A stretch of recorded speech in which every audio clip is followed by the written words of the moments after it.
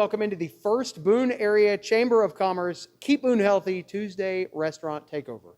I'm David Jackson, and we are inside the Beacon Butcher Bar on Highway 105 with Tina Houston, who is going to take us on a tour of this gorgeous facility. So thanks for letting us in. I know you're normally closed on Tuesdays, but we're taking the place over today. Yeah, thank you. I really appreciate you all doing this for us today. Welcome to the Beacon Butcher Bar. We opened this space as an event location this past year and had to take a right-hand turn, and has landed us here as the Beacon Butcher Bar now, which is serving dinner Wednesday through Saturday evenings at 5 p.m. And although that was not on our agenda, we are really, really thrilled that this is where we're at currently. I'm going to introduce you to Brian Hendershot, who is our front of house manager, and Caleb, who is our bartender. And they're going to make a couple drinks, and they will run on into the kitchen and see what's going on in there, and then share a little bit more about this space, because it is a special building in the high country that I think a lot of people have memories and connections to. So thanks again for putting this together and making time for us. Well, before we start the tour, we have to say happy birthday to you, because today Reed's Catering is 5 years old, right? So everybody knows Reed's, and so you celebrated a birthday today. Yeah, so the cafe at Sugar Mountain is 5 years old today, and we've been around for 21 years this year, but the location at Sugar Mountain turned 5 today, so that was pretty special. Well, that's awesome. A restaurant throws itself a birthday party. That's right. So yeah, you got to do it. You got to do it. All right, so let's go make a drink first, all right? All right, here we go. Brian's going to tell you all a little bit about what our beverage program looks like. Excellent. Brian, welcome. Hi, thanks for having me. Yes, I'm Brian. I'm the front of house manager here at the Beacon Butcher Bar. So we are an Italian sort of themed or influenced restaurant. We're not trying to imitate anything, but we're trying to put our own spin with local produce and add some little Italian flair to it. We're doing the same thing with our bar program, so mostly concentrating on Italian wine specifically. We've got aperitivos like little spritzes, Aperol spritz, the bicicletta, our little scropino. It's got a little a tuft of sorbet in it. We're also doing amatos for after dinner, so really trying to bring in all those classic Italian drinks and carry that on through our cocktail program as well. So this is Caleb, our bartender here today. We've got 2 cocktails for you. This week's cocktail special, which is going to be the Lilliput Dream, and then the Blackbird, which is going to be on our new menu that we just released last week. So we'll see what we can get from Caleb here. Excellent, Caleb. So talk us through it, man. All right, guys. So we have, for the Lilliput Dream, we have the Sutler's Gin out of Winston-Salem, the Cappelletti, which is going to be a aperitivo. We got Lilliput Puree, which is a passion fruit puree, and a blood orange and pineapple shrub that is made exclusively here at Beacon. So got a bowl added into the shaker here. Just gonna toss the ice in, give it a couple shakes here, then drain it out. Oh man, that looks great. So what's the flavor like of this? Are we talking This is gonna be a tiki-oriented drink. So it's gonna be pineapple, passion fruit's gonna be super sweet, Gotcha. and yeah, it's gonna be great. We also use a little bit of bitters onto it, so we just sprinkled that right there on top. It's ready to rock. Excellent. Excellent. This is gonna be the Blackbird. So this is gonna be our rum-based drink. It's also another tiki-based drink. It's gonna come with rum, Campari, blackberry simple syrup, pineapple juice, and a little bit of lime juice. I think you've done this setup thing before, because this looks incredibly like high-end professional. Trying to make it easy. It's like product placement and everything.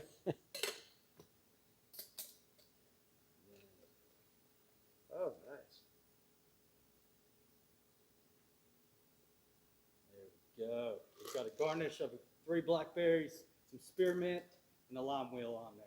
Excellent. And so do you have any pairing suggestions with these things? These will go great with pretty much any of the meals. Yeah, I mean, the Lilliput Dream will go great as a aperitivo as well with that Cappelletti. So it helps summon up the appetite there for you. Excellent. Well, thank you very much Yeah. for making these for us. So we've got a drink. Now it's time to get some food, right? So we're going to take everybody behind the scenes. Let me knock on the door. We do not. Here we come. All right. So You we're guys ready? now tell us a little bit about this kitchen because it doesn't service just the restaurant, correct? Right, yeah. So when we renovated the building, the kitchen is so enormous that we felt like there was a need in the community for a little commissary space. So food trucks, startups, just anyone who wasn't going to need a full commercial kitchen every day, all day. And so we have several folks that we share kitchen space with. Devora's Chocolate, Smoke and Jay's Barbecue Truck, Farm to Flame, Rascal Jacks, and I think that's about it. There's, and really, we've sort of kept our circle small on that end of things because blending, chefs in one space is tricky just in terms of the nature of the beast, But it's really been a nice addition to the kitchen. If they all decide to make a meal on one day, invite us over for that because Right. that would be a great combo. All right. Around it. All right. So where are we heading here? So I'm gonna push you towards Sean. So Sean McMullen, he is our head chef. All right, Sean. The master behind all this madness. And Sean, thanks for having us in your space. Yeah, thanks for being here. All right. So what are you preparing for the tour today? So I'm gonna show you a salad that I'm excited about because it's the end of summer, and so we've been getting in okra and all these lovely heirloom tomatoes. So I went ahead and kind of staged this up. And then we're using this lovely red okra that we've been getting from Fischel Farms in the area. We get that from them at the Watauga Farmers Market every Saturday. So just really simply done tomatoes, sea salt, pepper, and then this is just split lengthways. And then I do a really simple buttermilk and then cornmeal fry on it. So this is like everybody's favorite thing in the South, fried okra into seasoned tomatoes because we got to enjoy them while we can. They're going away. And then just a little bit of buttermilk dressing. And we're just going to do that. So I know y'all can't smell this, but it smells like every grandmother's kitchen right now. And that's Fried what we're okra going and for. ranch. Everybody has those like memories, and that's what food's all about. Is like shared memories. It brings people together. It's a way for us to all have like something to come together and celebrate. Absolutely. So the other thing I'm going to show you is a dish that I'm pretty proud of. And so this is my pork sugo. So this is, we make our own ricotta in-house, and then I take the whey that's left over and I whey braise pork. And then this is cooked down in our heirloom tomato sauce with fennel and onion and carrots. And then the pork comes out, it's all blended smooth, and then the pulled pork is what gets picked up in the dish. And then this is our casareche, which is like an elongated version of an S-shaped noodle. And I think it like really holds the sauce in there. Yeah. So we're using farm fresh eggs, semolina, 00 flour. And you make all that here, right? Yeah, we're making all that in-house every day. And then, so that goes down here. Here's our little TV magic mode. So whenever you're doing pasta, you always want to do a little bit of the pasta water. It'll help your sauce stick to those noodles. And I like to do kind of a non-traditional garnish for this. So I've got shaved fennel that we're getting from our local farmers. We work with Mountain Wise, we work with ATG, we work with Full Moon Farms. So a little bit of fennel, a little bit of orange. Then we're gonna do black pepper, a little bit of sea salt. We got our Georgia olive oil, which I prefer over California for US produced olive oils. We're just gonna mix that up real quick.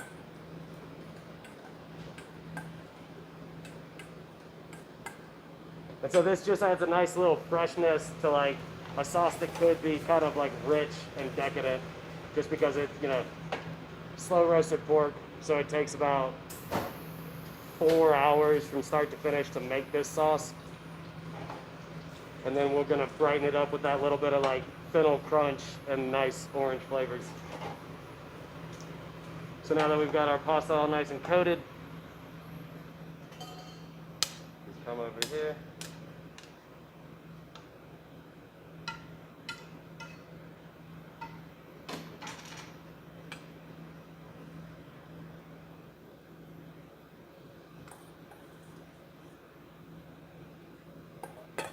And this is a dish I came up with for this restaurant, and I thought about taking it off, but Tina and Jerry both felt like it was, you know, quickly becoming one of our signature dishes. Yeah. So we were going to keep it on so that everybody can get out here and enjoy it. Because it's typically when you think of like meat-based pasta sauces, it's going to be like ground beef and pork, which we now have a bolognese on because we cut all of our own beef for the display case out there. And so all of those wonderful pieces of ribeye and strip that I generate, I then am making bolognese out of that with our heirloom tomatoes and our local Cheshire pork. That's fantastic. Well, the smell is tremendous. I'm sure it tastes delicious. The presentation is wonderful, too. So It's just about being simplistic and letting all the flavors sing for themselves. Most of my dishes only have like 4 or 5 ingredients because that's really all you need. well, thank you very much Yeah, for thank showing y'all us for being here. behind the curtain here. Absolutely. And now we're all hungry. So you've helped out that. Awesome. Yeah, we All got right. plenty for you.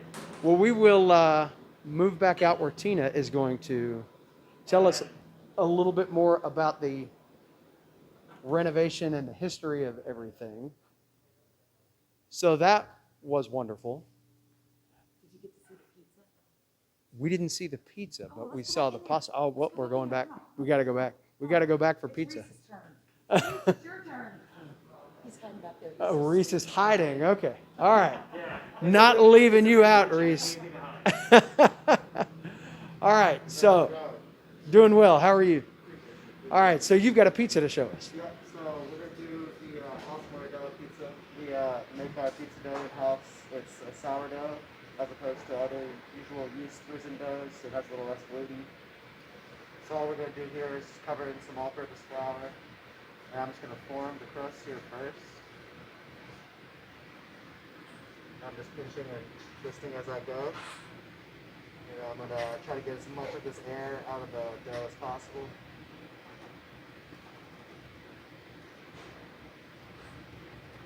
And I'm going to flip it and do the other side.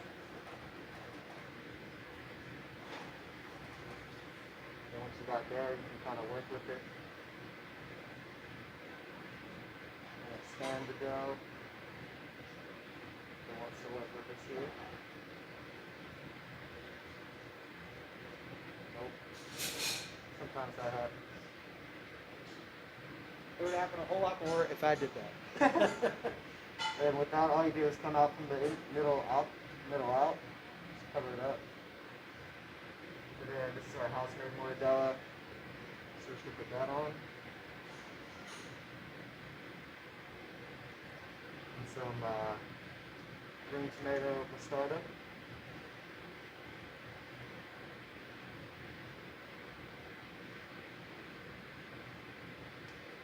And then some fontina cheese.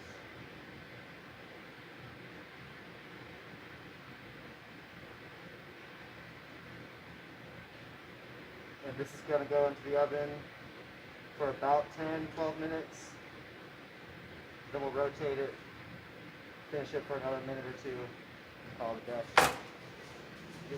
It's so much less messy than when I let my kids make pizza in the kitchen. Never goes like that. And the finished product will look like this. Unbelievable. That looks fantastic. And again, smells as good, if not better than it looks. I mean, it's wonderful. So, well, thank you very much for showing us the pizza process here. No worries. No problem. All right. All right. So now we're going to go hunt down Tina. She has given us the pizza. Thank you again, guys. Thank y'all. All right. So now we've seen the pizza. Yeah, right. And it was, Beautiful. yes, It's beautiful. yes. And so we're doing a little market with Sean's cuts of meat and charcuterie that we do in-house that we think is really special and hard to get. Hard to get So in when the you say area. market, this is for people to come in and buy and take with them as well as That's right. eat here, right? That's right. So you can buy all of our wines. You can buy the olive oil, the honey, divorce chocolate, all the additions that we have on our menu that we actually use. You can purchase. Otherwise, it's all made by hand. Yeah. We make our own sourdough each week. It's ready. We make custom desserts. You know, things that will be fun, especially when the holidays come around. The caloric intake of this video is very high.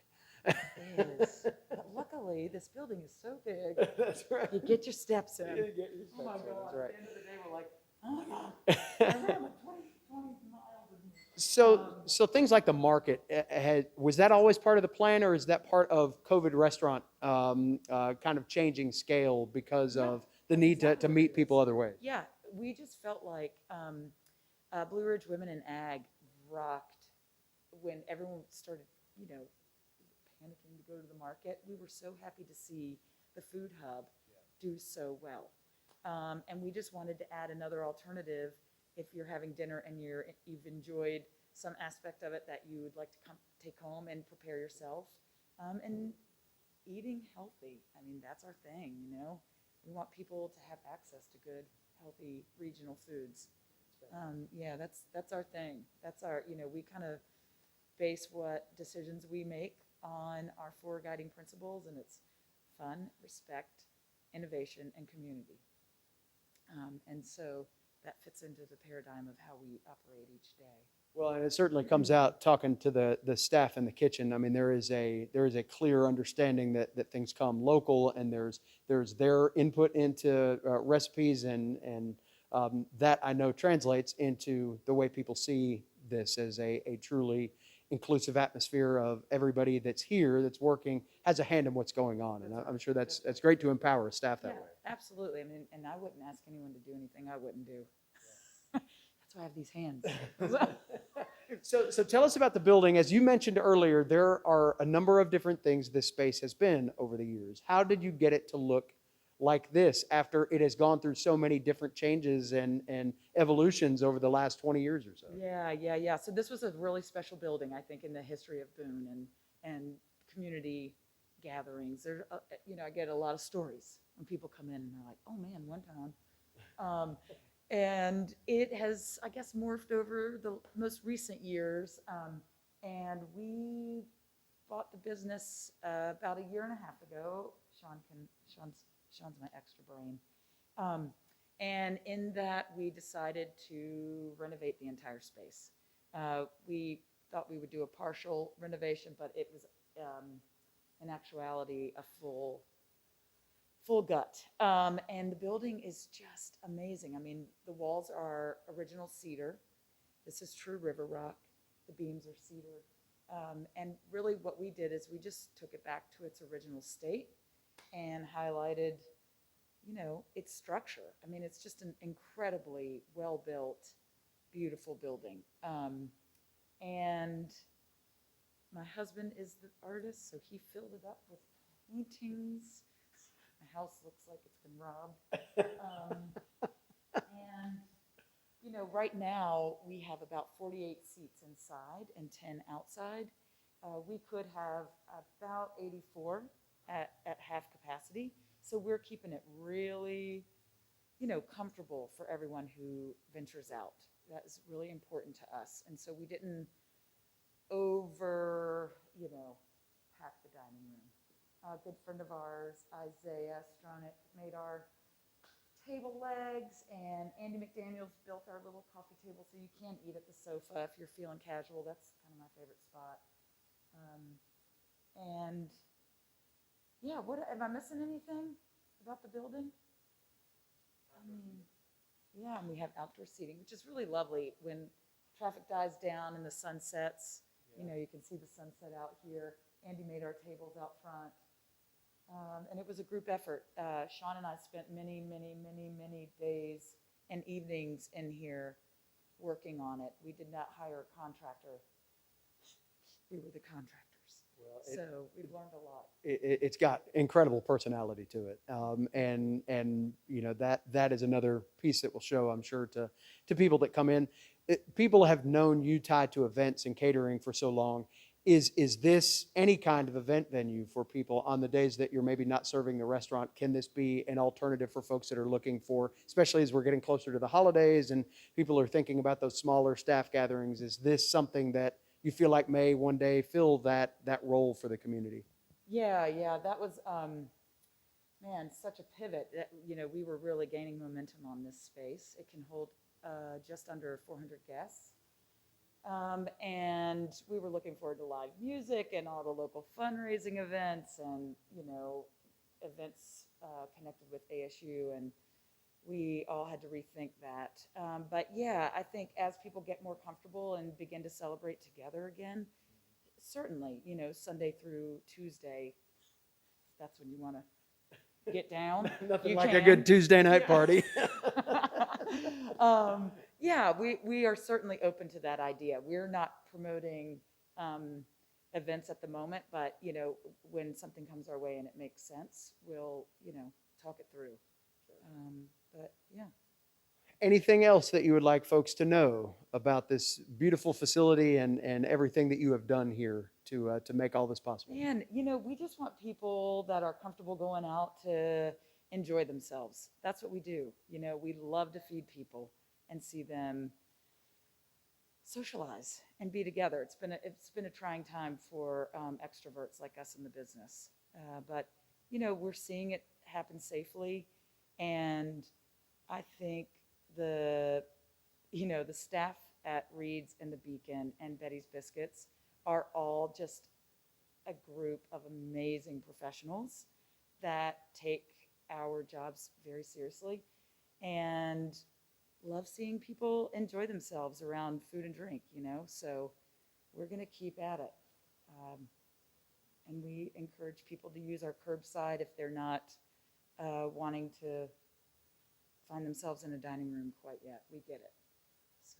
Well, thank you for taking us behind the scenes for the first Tuesday Restaurant Takeover. I know you're going to get a lot of folks peeking in the window after seeing this, but we wish you nothing but the best of luck. Happy birthday again for the restaurant up in Banner Elk, and appreciate all you do in the community here to be a leader within the industry, but then certainly be so receptive to the groups that always come to you asking for help and support with events. You're one of the top calls out there, so we really appreciate your time today. Thanks, David. Yeah, I appreciate you guys too.